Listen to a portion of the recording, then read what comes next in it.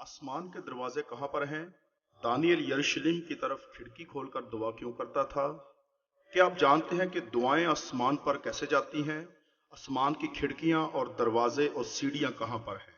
आज हम इन चार बातों पर गौर करेंगे।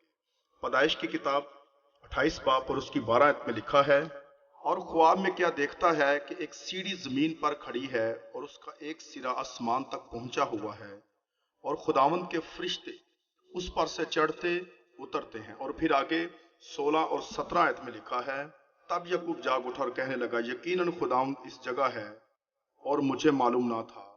और उसने डर कर कहा, यह कैसी भयानक जगह है। सो ये खुदावंद के घर और आसमान के आस्ताना के सिवा और कुछ ना होगा।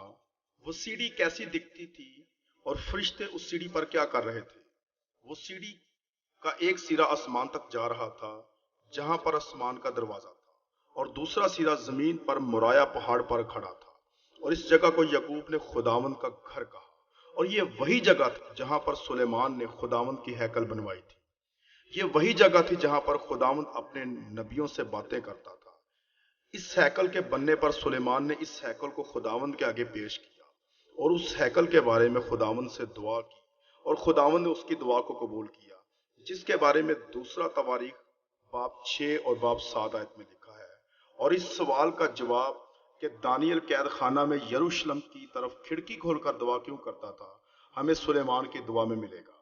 दूसरा तवारीख 6 बाब और उसकी 37 से 39 आयत में लिखा है, तो भी अगर वो उस मुल्क में जहां असीर होकर पहुंचाए गए होश में आए और रजूल आए और अपनी असीरी के मुल्क में तुझसे मुनाजात करे और कहें कि हमने गुनाह किया, हम टेढ़ी राह चाल चले और हमने शरारत की, सो अगर वो अपनी असीरी के मुल्क में जहां उनको असीर करके ले गए हों अपने सारे दिल और अपनी सारी जान से तेरी तरफ फिरें और अपने मुल्क की तरफ जो तूने उनके बाप दादा को दिया, इस शहर की तरफ जिसे तूने चुना है, और इस घर की तरफ जो मैंने तेरे नाम के लिए बनाया है, रुख करके दुआ करें, तो तू आसमान से जो तेरी सुकूनत गाह है उनकी दुआ और मुनाजात सुनकर उनकी हमायत करना और अपनी कौम को जिसने तेरा गुनाह किया हो मुआफ कर देना। ऐसी कितनी ही दुआएं सुलेमान ने की, जिसमें उसने कहा, अगर तेरे लोग शैतान से लड़ने को जाएं और इस शहर और इस हैकल की तरफ मुंह किए हुए तुझसे दुआ करें, तो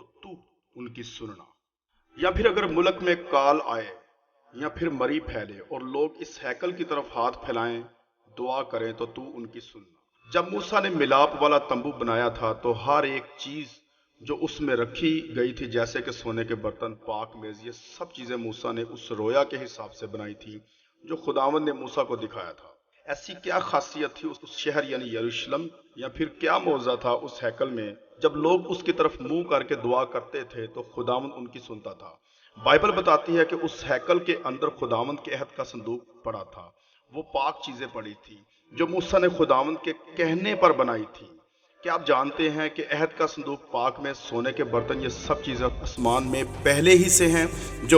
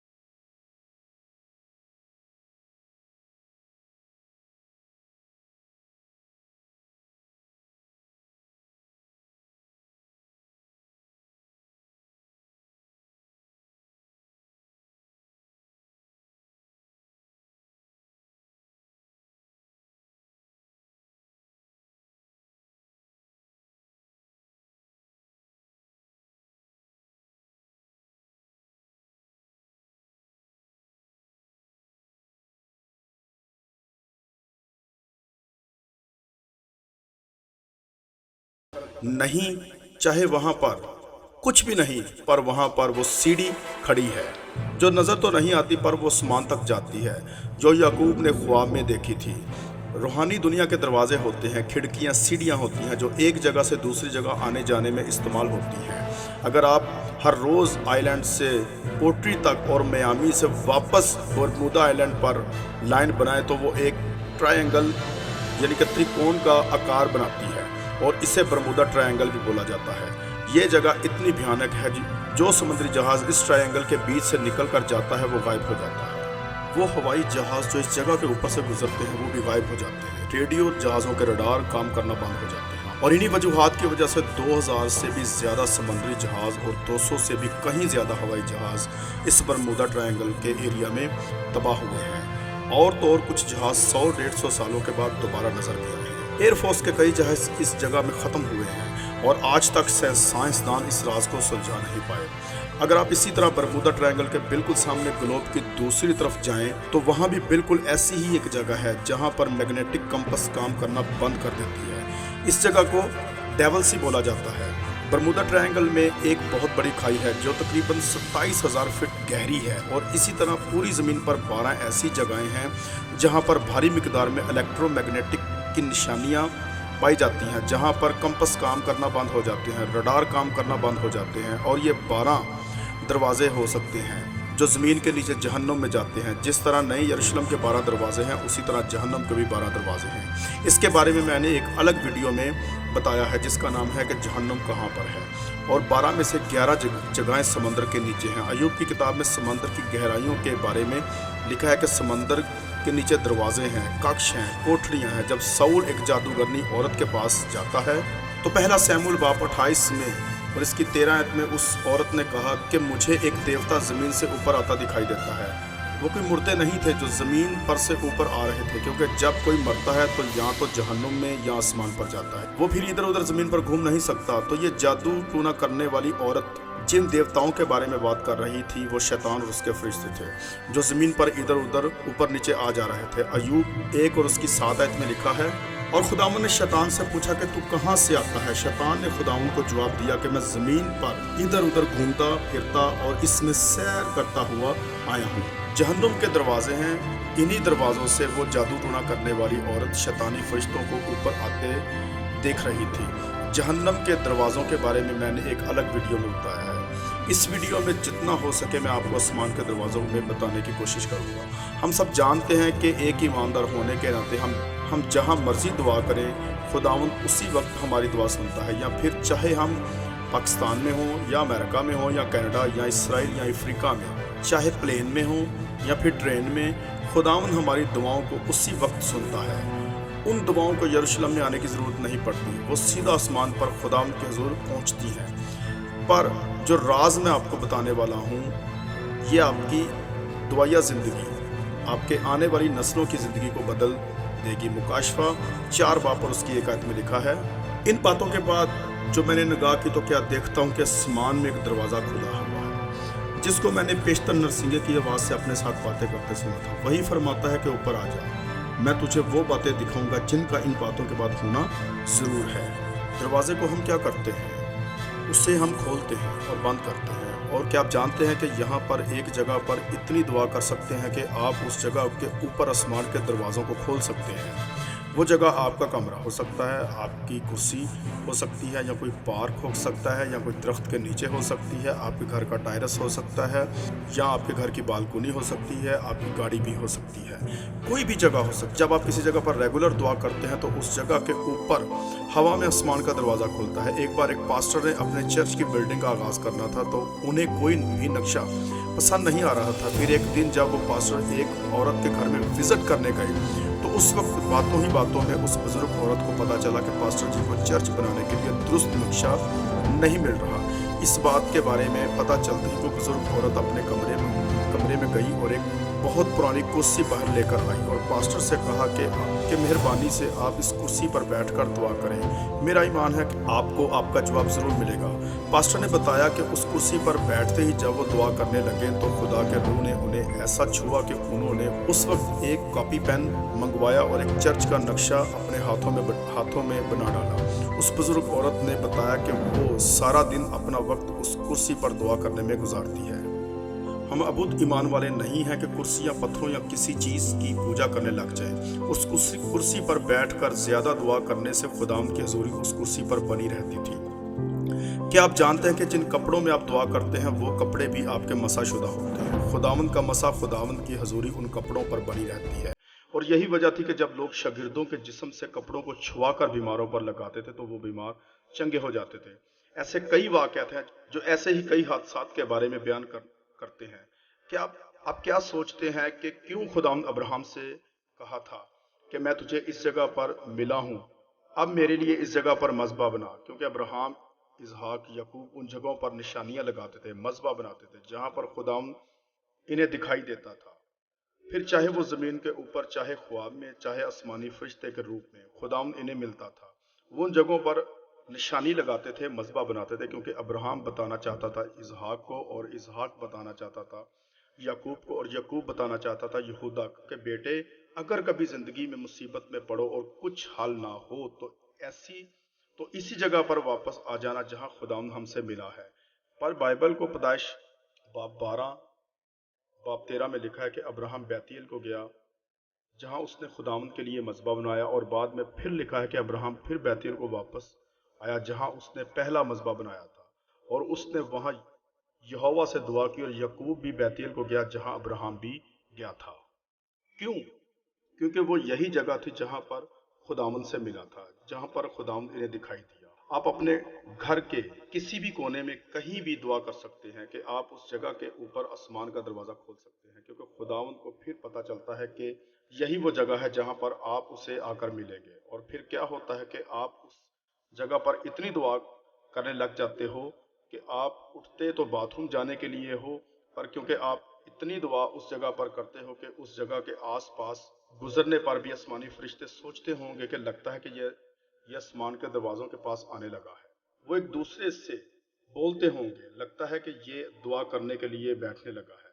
आप कभी किसी रूहानी शख्स के घर में जाएं तो आपको एक अलग सा एहसास, एक अलग सा इत्मीनान महसूस होगा। पर अगर आप किसी झगड़ालू खानदान में जाएं तो बहुत ही मनफी असरात महसूस होंगे, क्योंकि शैतानी लोगों का भी एक मसा होता है। कुछ शहर ऐसे होते हैं जहां पर पांव रखते ही आपको कुछ अलग सी बेचैनी महसूस होना शुरू हो जाती है, जहां पर दुआओं के जवाब जल्दी नहीं मिलते, क्योंकि उस इलाके में दुआ कम होती है। शैतानी ताकतें आसमान में आपकी दुआओं को रोकती हैं। जब कुछ लोग अपनी जगह बदलते हैं, अपने घरों को बदलते हैं, तब उनकी ज़िंदगी में नया मोड़ आता है, छुटकारा आता है, क्योंकि वो उस शैतानी जगह से बाहर आते हैं जहाँ पर दुआओं की कमी थी। शैतानी पुजारियों की जादू टूना करने वालों की अक्सरियत थी। मैंने ऐसे कई लोग देखे हैं जिन्हें उनके पास्टर ने कहा था कि अपने शहर को छोड़ दो और कहीं और घर खरीदो या फिर चर्च के पास घर लो, किराए के घर में रह लो, पर उन्होंने बात नहीं मानी और उनका पूरा ख़ानदान तबाह हो गया। किसी को किसी बीमारी ने पकड़ लिया, किसी का तलाक हो गया, किसी ने मसीह को छोड़ दिया और किसी की मौत हो गई। ये बातें बहुत ही गहरी हैं। जब आप कुछ चर्चिज़ में जाते हैं तो वहाँ आपको एक अलग इत्मीनान महसूस होता है। आपकी दुआ के जवाब जल्दी मिलते हैं, क्योंकि चर्चिज़ में पाँव रखते ही लोग चंगे हो जाते हैं। ऐसा क्यों? क्योंकि उस चर्च में दुआ पर जोर दिया जाता है। हर चर्च में बड़े मौजे नहीं होते, क्योंकि हर पादरी की दुआ का लेवल बड़ा नहीं होता। इसलिए जब लोग अपने पादरी के कमरे में दुआ करते हैं बड़ा बदलाव देखते हैं, क्योंकि उस कमरे में इतनी दुआ होती है कि आसमान उस कमरे के ऊपर हमेशा खुला रहता है। अभी भी आसमान की सीढ़ी और आसमान के दरवाज़ों के बारे में बताने के लिए बहुत कुछ पड़ा है जो इस वीडियो में मैं आपको बता नहीं सकता। मैं हर बार 5 या 6 मिनट वीडियो बनाने के बारे में सोचता हूँ, पर जब मैं लिखने लगता हूँ तो इतनी सारी बातें होती हैं कि वो एक वीडियो में आ नहीं सकती। क्या आप जानते हैं शनीमी औरत ने भी आसमान का दरवाज़ा बनाया था? सिर्फ दुआ से ही नहीं, और भी कई तरीक़ों से आप आसमान के दरवाज़ों को बना सकते हैं। अपने घर में किसी कुर्सी पर, किसी दरख्त के नीचे, आप जहाँ आपको ठीक लगता है वहाँ पर आप दुआ करना शुरू कर दो और आसमान के दरवाज़ों को अपनी ज़िंदगी के ऊपर खोलना शुरू करो, क्योंकि जब आसमान के दरवाज़े खुलते हैं तब ही छुटकारा, बरकत, इत्मीनान लोगों की ज़िंदगियों में आती है। क्योंकि जब आप उस जगह पर खुदावंद से दुआ करोगे, खुदावंद आपसे पहले ही आपका इंतज़ार करेगा कि कब आप इस जगह पर आएँ और दुआ करें और खुदावंद आपसे बातें करें। खुदावंद आपको बरकत दे।